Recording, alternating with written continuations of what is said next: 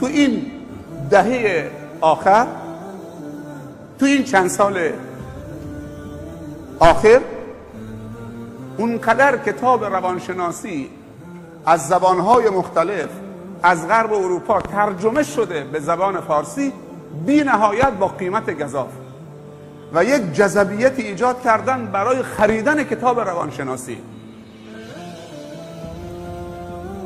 همه رمزهای موفقیت، رازهای دهگانه فلان، نمیدونم راهکارهای پیروزی، راهکارهای فلان، خیلی عجیبه.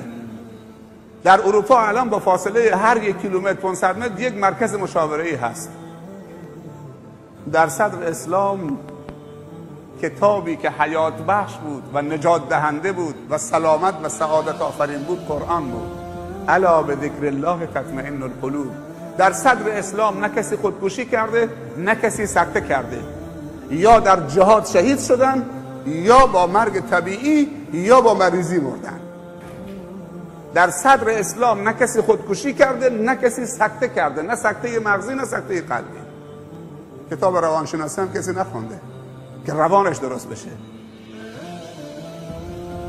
اینهایی که کتاب‌های من نمیگم کتاب روانشناسی نخونید، روانشناسی کودک، روانشناسی فلان خوبه، راهکارهای خوب، ولی اگر که مطرح کردن کتاب‌های روانشناسی و مبحث‌های روانشناسی رو حساب کمرنگ کردن قرآن باشه و ذکر خدا و اخلاق و تقوا باشه،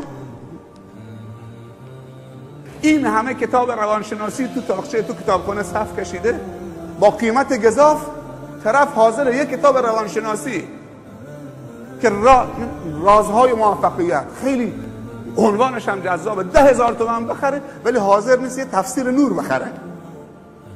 تفسیر نور استاد خرمدل که وقتی باز میکنی واقعا لذت میبرید. یه تفسیر صفوة العرفان شیخ خالدی، یه تفسیر المنیر، تفسیر فی ظلال القرآن. خدا میگه الا به ذکر الله تطمئن القلوب. امروز اونقدر ما داریم کتاب روانشناسی میخونیم، آمار خودکشی و سکته ها تا دلت بخواد.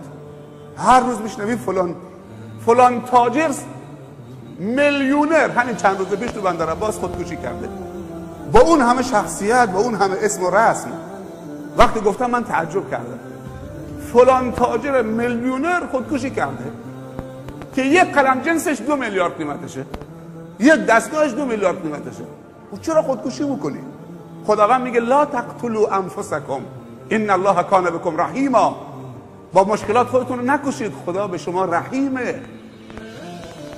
من میگم 4 میلیارد تو بدهکاری داشته باشید، یه صفحه نوشته من به خاطر بدهکاری خودکشی کردم. خیلی زشته. چرا به خاطر بدهکاری؟ همین یه دستگاه بفروش بدهکاری داره. 2 میلیارد بیشتره، 4 میلیارد بیشتره، دیگه 5 میلیارد میمونه، دیگه 10 میلیارد میمونه. کتاب روانشناسی آدم رو نجات نمیده. الا به ذکر الله تطمئن القلوب.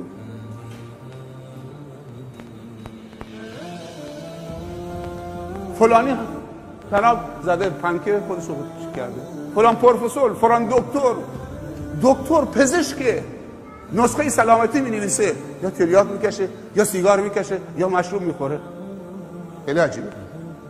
دکتر میره تو جا سیگارش گذاشته، طبابت هم داره میکنه، چون از درون از نظر اخلاقی الا به ذکر الله تطمئن القلوب. اسلام آمده بهداشت سلامت رو ببره بالا.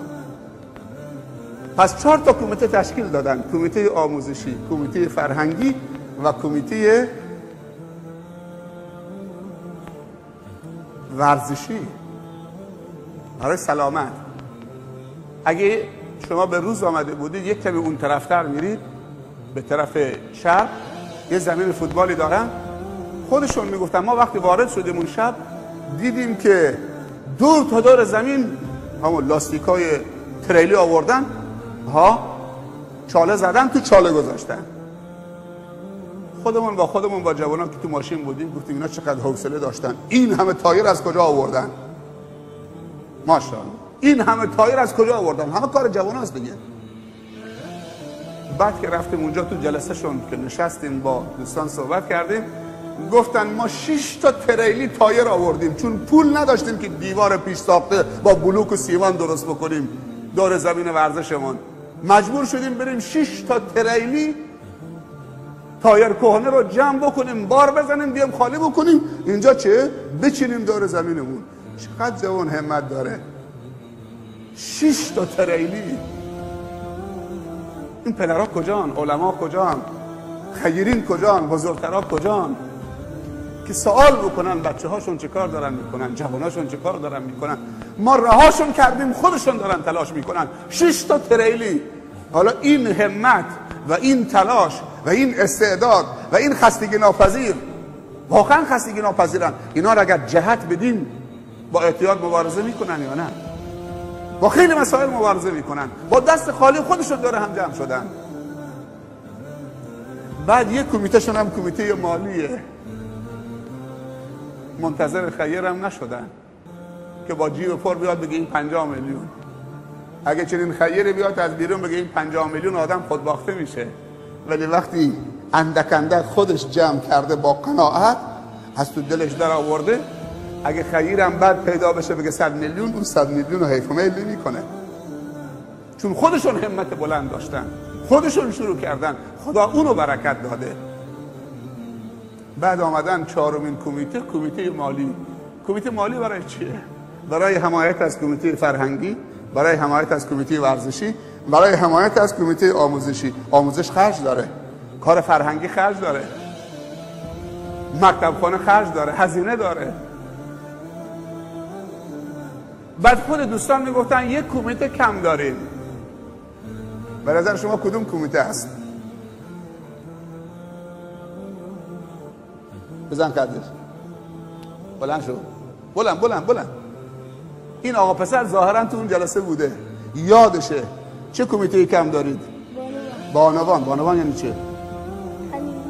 خواهرها، یعنی مال خواهرها، یعنی کمیته خواهرها، یعنی خواهر تو بیاد کنار تو برای کار اجتماعی، برای کار آموزشی، نه؟ یعنی خودش آمده، خواهرش هم میخواد بیاد تو برنامه کار دینی بکنه، کار تعلیمی آموزشی بکنه. خیلی جالبه. بشین پسرم.